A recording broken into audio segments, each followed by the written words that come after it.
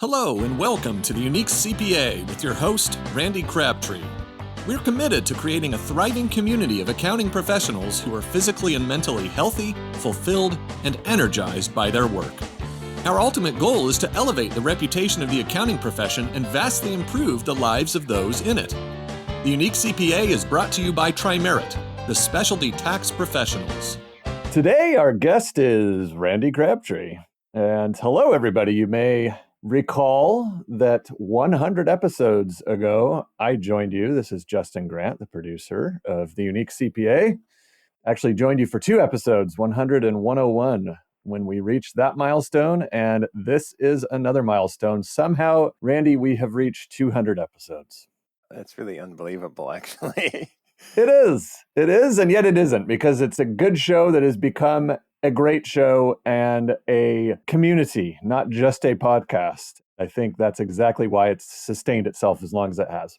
You know, that is pretty cool, though, the community aspect of things. I've met so many people because of the Unique CPA podcast and built so many relationships. And in reality, you know, the conference, Bridging the Gap conference, wouldn't exist without the podcast. And those together have really created a community. And exciting part for me is that community, at least Bridging the Gap portion, which is tied to the Unique CPA, now has actually a Facebook community, its own page. So it's cool to see that the people that are adding themselves to that Facebook page on a daily basis and seeing who's being involved on it is just like every time I look at it, I go, start to smile because, there's another person I really like and they're going to start interacting here too, which is cool.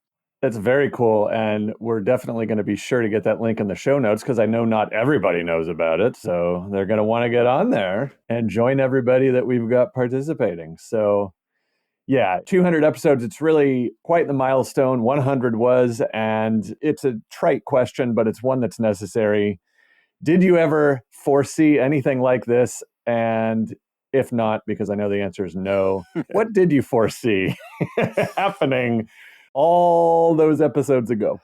Honestly, the journey that the Unique CPA podcast has taken me on, I never would have guessed in a million years what it's done. So, I had zero expectations. I was like, well, maybe somebody will listen someday, maybe I'll get a guest that'll come on and be with me.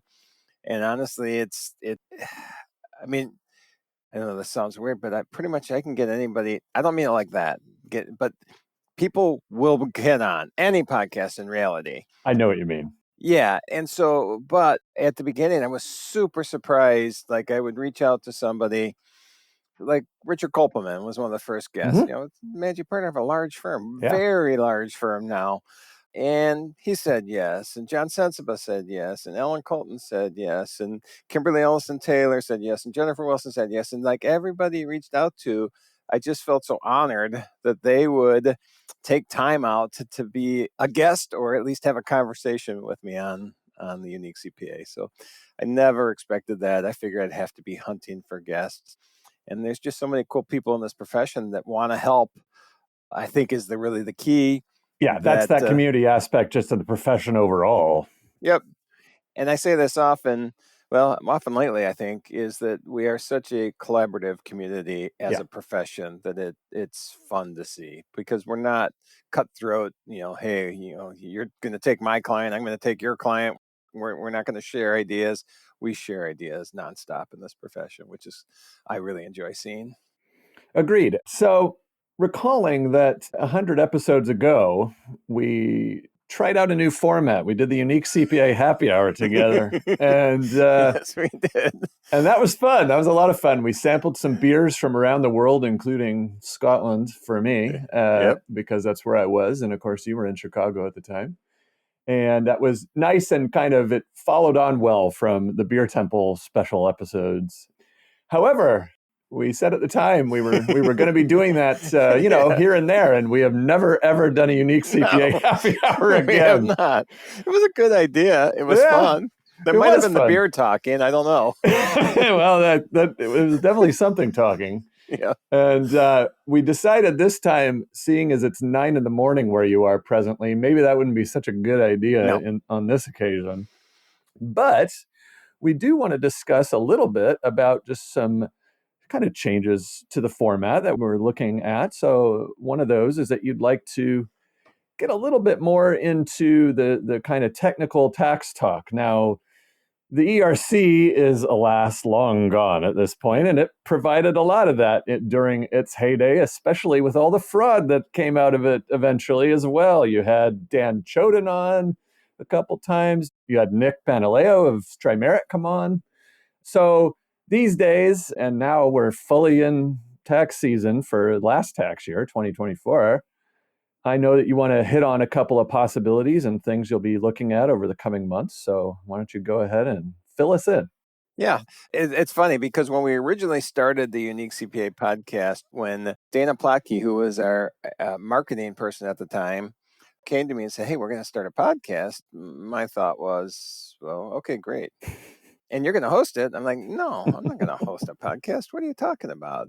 And then I started thinking about it, and this was like instantaneous. It wasn't like weeks or days I was thinking about it. And then I was like, okay, well, I'm not going to talk about taxes because no one wants to listen to taxes every episode. I'm not going to talk R&D tax credits, which I love and I'm passionate about, but I'm not going to talk about that every episode. It just doesn't make sense. And so what are we going to talk about? Well, we've seen where that's gone over the years, but now... Hey, keywords every episode, right? Yeah, right. Yeah. Every episode was not something I wanted to do. Yeah. But there's, especially right now, with so much uncertainty with what's going to happen with taxes, and we're really getting news constantly on either somebody thinking, well, this could happen, or we're seeing that this does happen. So what we decided to do is we're going to, and this is, again, in the works, we maybe we'll be at episode 300 and we'll go, oh, remember when we talked about the fact we're going to start talking about tax a little bit and then we never did it, just like the happy hours? But I think we will. I think probably, once a month, maybe even less, or as, something happens. Right. We'll have a topic, let's give a good example here. Renewable energy tax credits. Uncertainty right now where renewable energy tax credits are going. And when news comes out, what we'll probably do is record an episode that, hey, here's what's happening. These are the changes. These are the changes that are going to start next year. So if you're going to do a project, start them in 2025. That type of, and it's still, to me, super exciting information is seeing what's happening, seeing it evolve and try in real time as quick with us, it'll be like a week, maybe. At the most. Yeah. Right. At the most. That's a good call. From the time we record to the time we release. But we'll be doing that.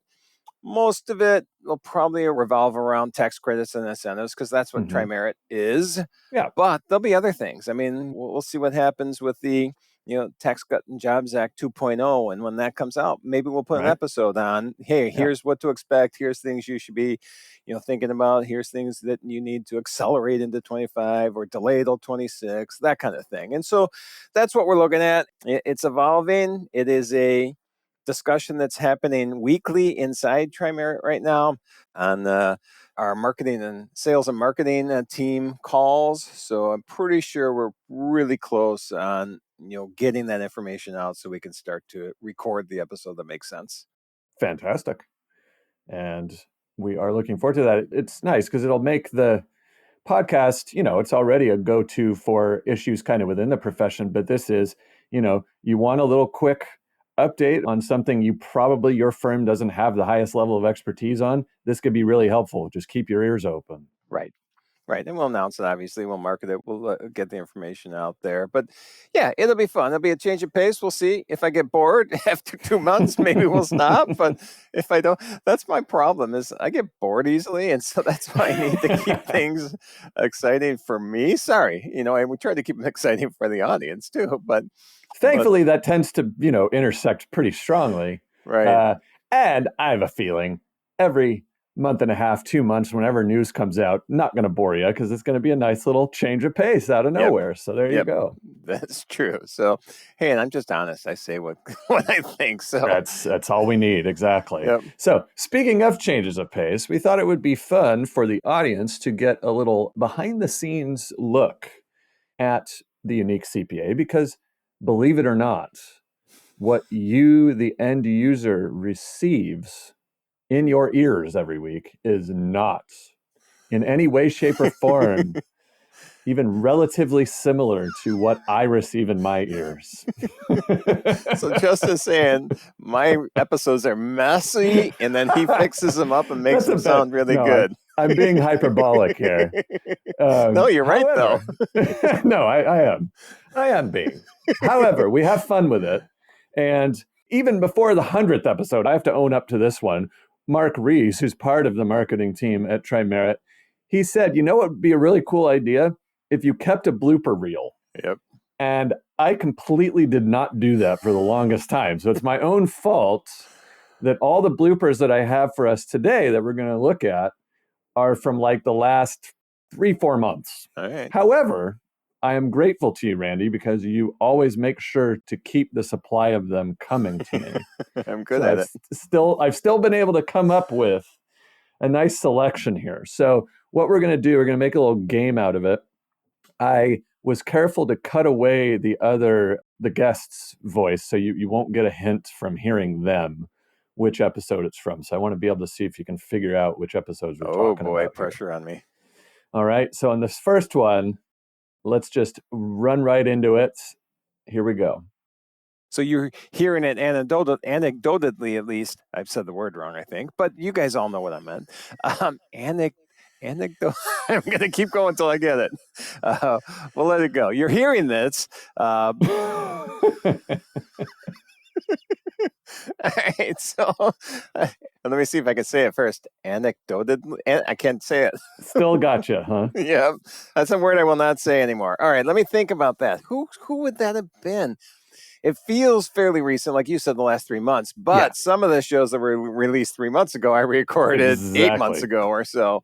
I know. Or, a year ago almost in those cases. Yep. But that was, I think, a fairly recent recording. And I'm just going to say that I don't remember any guests I've ever had on the show. I'm going to go David Lane.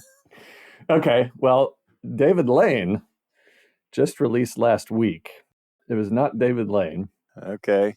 The answer is Dan Barinholtz in episode 187. Okay, that was recorded a while ago. It was for you a pretty long time ago, but the air date's pretty recent. And the funny part about this one, and one of the reasons I picked it, was that not only, Randy, is your energy and your enthusiasm and your go-get-'em attitude contagious, so are your mispronunciations. Here we go. We don't know what the completion rates were with the PDF organizer. Obviously, that's just anecdotally.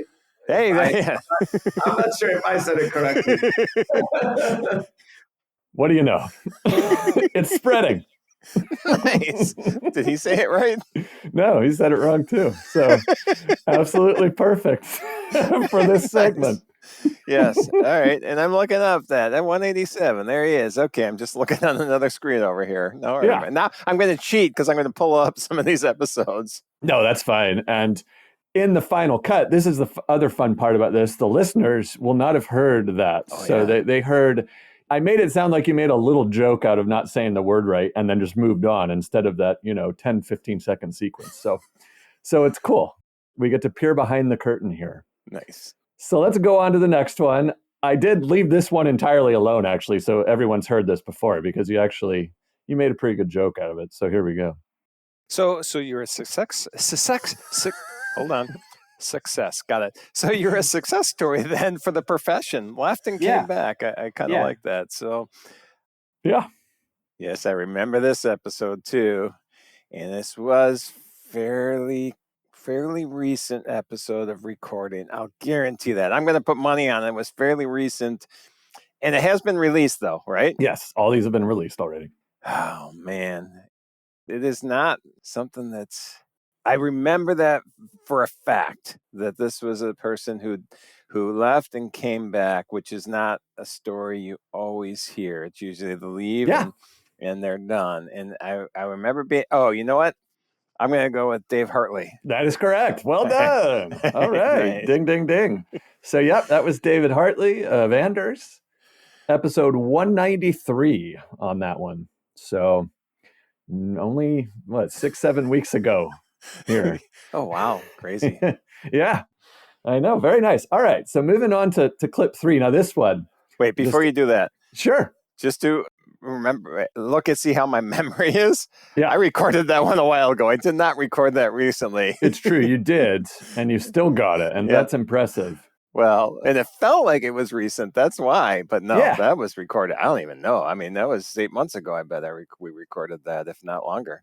I'm pretty sure it was before Bridging the Gap or immediately after it. I think it was before. So and I think it was before too, because I seem to recall I had to finagle a little bit on you guys referring to the conference this year, quote unquote. And so I had to, Those are the other things you do, is make them timely when I don't make them timely. Right. All right. So in the next one, this is fun because you may be because right now, in fact, if you don't mind telling the audience, where are you? I'm in Healdsburg, California currently. I've been here yesterday was 4 weeks, and I got a week and a half to go. Kathy and I hang out in warmer weather than Chicago for the winter. Yeah. And so resultingly, you may be one of the most well-traveled podcast hosts as far as where you are location recording wise. Oh, yeah. In the world. I mean, and that's not really an exaggeration. No. Although in this case, you might have been at home. I don't know. But no matter where you are, there can always be kind of practical issues that you're having to deal with in the middle of recording. So in this instance, the forces of nature were conspiring against you. Now, let's go back to where we were, back to the regularly scheduled program. And we were talking about, give me a second. Justin's going to have to edit for a second. I lost the video there. And the sun is like in my face over here. Let me see if I can get these blinds down. Why can't I get these blinds down? I'm going the right way. Sorry, Justin, you're editing again. Oh, maybe on the other side. No, I'm just going to leave it. I'll just keep moving myself. All right, I'm going to start back up again. Now, I vaguely remember that, but I have no clue. I'll guarantee I wasn't at home when I did that because I don't have sun issues in my office at home. And wow, this is weird because right now, well, this is probably recorded at the old house, but when I was thinking about this, the sun, I'm thinking about the old house because we recently moved. Yeah. In the new house, will never be a sun issue because I'm kind of up in a loft area. So it wasn't home though. I had to be on the road somewhere. But I'm just going to take a wild guess and say it was Michael Haynes. You're not far off time-wise as far as releasing. Okay. However, it was Liz Farr. Oh, that again was recorded a while ago. I know. Globetrotter as well, Liz Farr, who, of course, made an attempt at walking across England and was unfortunately foiled by her ankle. Yeah. When I met Liz for the first time was in New Orleans in 2022 is my guess.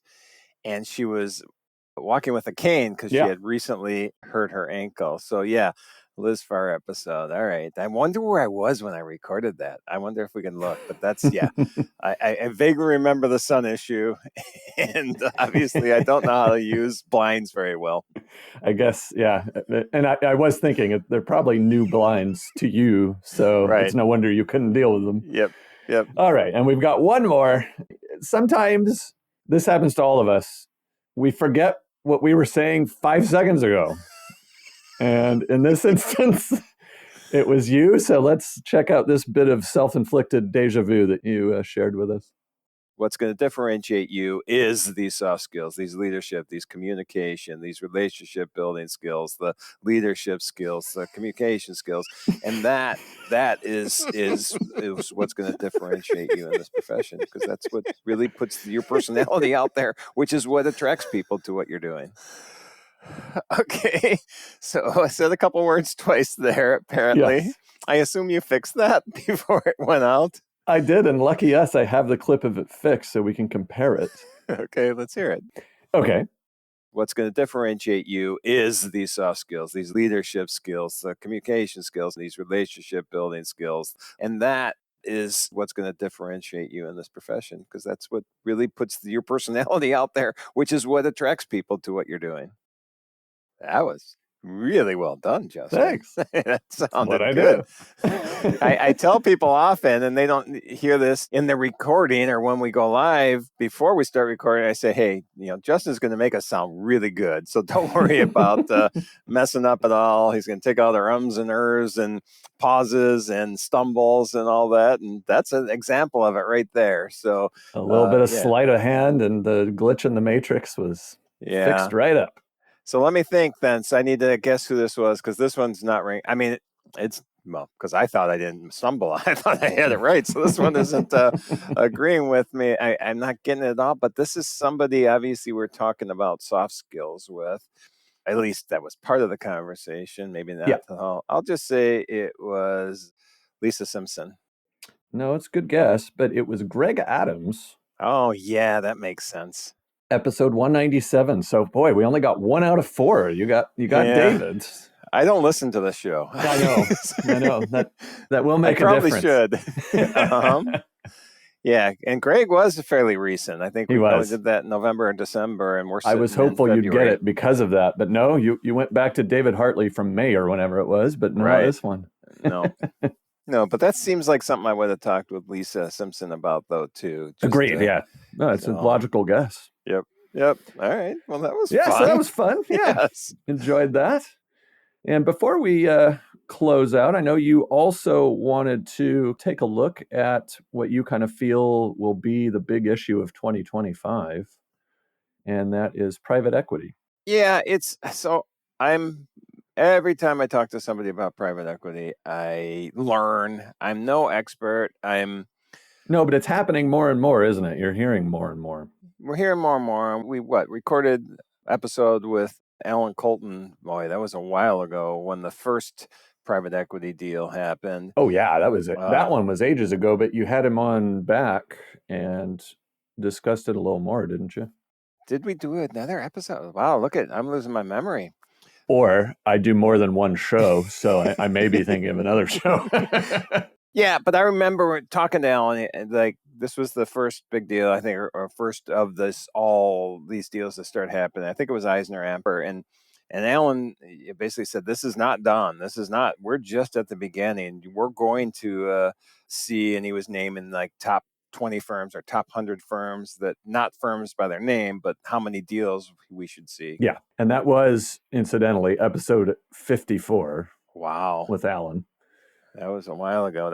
In my mind, that was like October of 22 or something, or 21 even. It was 21. It was November of 2021. Okay. So there you go. Yeah, that was 21. So I remember Alan, and Alan's great, good friend of mine. I always loved talking to Alan, and he was, of course, on at the Beer Temple too. Yes, that's true. He was on the Beer Temple episode where actually, I think Kenji Koremoto got to interview him quite a bit. They were on a panel together, and Kenji was asking questions of Alan. That's right.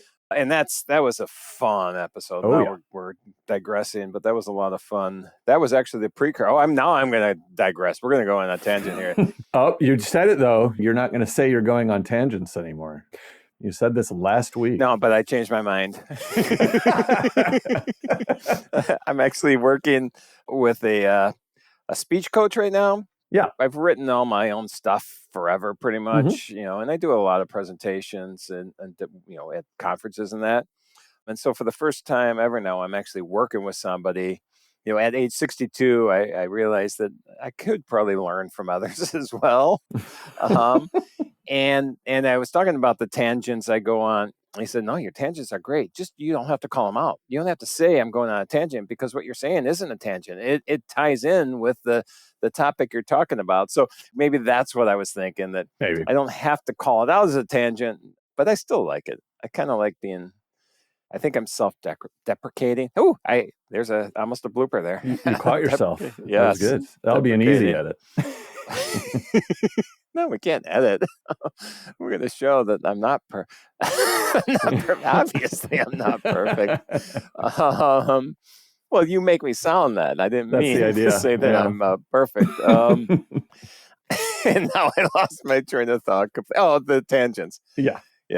And so we did that. But Alan was great. And then we had Tim Petrie. Mm-hmm. Yeah. And Tim was on talking private equity because they had done a deal recently. I actually recorded an episode on private equity that hasn't been released. It'll probably be released, maybe 2 months after this episode, which was with Alex Drost. And Alex had really keen insights on what's going on. And the way he said it is that we're in the second inning right now of private equity. So we've passed the first inning. Okay. We've got a long way to go, apparently. Yeah, a long way to go in this. And I think Alan would agree. I really do want to get Alan back on. And he and I have talked about it already that we should. In fact, after the Citron Cooperman deal where they did the second round of private equity recently in the last month or two, I talked to Alan and said we should really get on and talk about what's going on again. And so we probably will do that. That'll be an episode that we'll try to get scheduled soon. Now, see, I'm putting pressure on myself because I just said it, so we have to do it. So, exactly. But yeah, I'm curious to see. There's definitely, in my impression with private equity, is there's definitely positives for the current firm owners from a financial standpoint. I've actually talked to people who have done it where they're almost immediately not happy with the deal. Yeah. I've talked to other people who've gone through it and they're very happy with the deal. Like with when we talked to Tim. Yeah. It's something that some friends of mine just did a deal that I don't think technically they're announcing it yet, but they said it's not private, but I'm not going to announce who it is. But they're happy with the initial portion of the deal, and we will see what happens there. My biggest concern, I have two big concerns with private equity, but I'm not going to begrudge anybody for doing it. I mean, there's reasons and there's a lot of positives. There's, the influx of money so that you can increase your technology footprint, you can become more efficient, and efficiency is going to be key because we're lacking individuals coming into the profession, which I'm not going to say this is a tangent, but I did see an announcement where there's been an uptick in enrollment in accounting. So that's a positive sign. It is. But I've also, and you and I talked about this a few weeks ago, there's people who are looking to move jobs or get jobs in accounting that specifically are saying, I'm not going to go work for a private equity accounting firm. Yeah. And so I'm curious to see how that's going to play out in the coming years. It's not going to be immediate, but the coming years to see what that does. And then the other thing I don't know with private equity is just what the end game is, because you can't keep flipping a firm indefinitely. Right. At some point, we're just going to have one accounting firm if that's the case, or it's going to be, or we're all going to turn into public. Yep. Public companies. We are public accounting, but I mean, on the stock market, publicly owned. Yeah. Yes. And so, I'm just curious to see. I don't want to. I feel like when I talk about private equity, I have a little bit of a negative bent on it, but I think that's because I'm concerned of the culture aspect of it. I'm a very people first culture, and I just don't see that historically has been private equity's way. And I did talk to Alan Colton about this, and Alan said this new wave of private equity, which now, we talked 3.5 years ago now, Alan and I. Yeah. He said they've learned, they understand that accounting is a people industry. Right, because this is not their first bite at this apple. Right. By any stretch. They've done it before. Yeah. And so I try to be not, the word isn't naysayer, but concerned, I guess, more so about it because, one, it's probably something, there's positive aspects to it. There's things that have to happen in the profession. It helps us to get out of that hole, when I often say the Sally mindset, same as last year, because private equity is going to come in and they're going to make changes. And hopefully a lot of the changes are for the positive. So we'll see. I'm curious to see. We'll probably do more episodes. Like I said, I really need to get Alan Colton back on because he's got his finger on the pulse of this. Dan Hood, Accounting Today, had a whole conference on it this past year that I went to. Met a lot of really cool, interesting people there. And it'd be great to have him back on the show too. Yeah, Dan and I were texting just recently, and we do want to do an episode, probably both on his and on ours. Great. And the Unique CPA. We'll probably talk about the survey we did. We did this Accountants Professional Satisfaction Survey. Yep. We're just wrapping up what do you want to call it? The summary of it, but not just the summary of the data. Here's where we feel you can make changes to increase satisfaction levels within the profession. Nice, like a practical analysis. Yes, practical. You should host the show. You're much better at this. I am actually right now. You are hosting. You're right. I thought you were saying you're much better, which you are too. Yeah. I thought I had a big ego. Justin has bigger ego. Oh no! See, I'm not any good at this. No, Totally you're very good at this. miscommunicated. No. So that's one thing we're gonna talk about, and those are the types of things that this Unique CPA podcast has created, because those are the things that I learned from others, and then like, hey, how can we amplify this, or how can we build upon this, and finding out what creates satisfaction level and what creates dissatisfaction levels within the profession, we really felt was super important. And now hopefully we can take this data and make a little bit of dent in satisfaction levels on a positive aspect for people in the profession. Love it. Well, that right there, that rounds off quite the roadmap for the show for the next few months to a year. And what a time for it with episode 200. I still can't believe we're here. And we've just pretty much wrapped it up. Yeah, 200.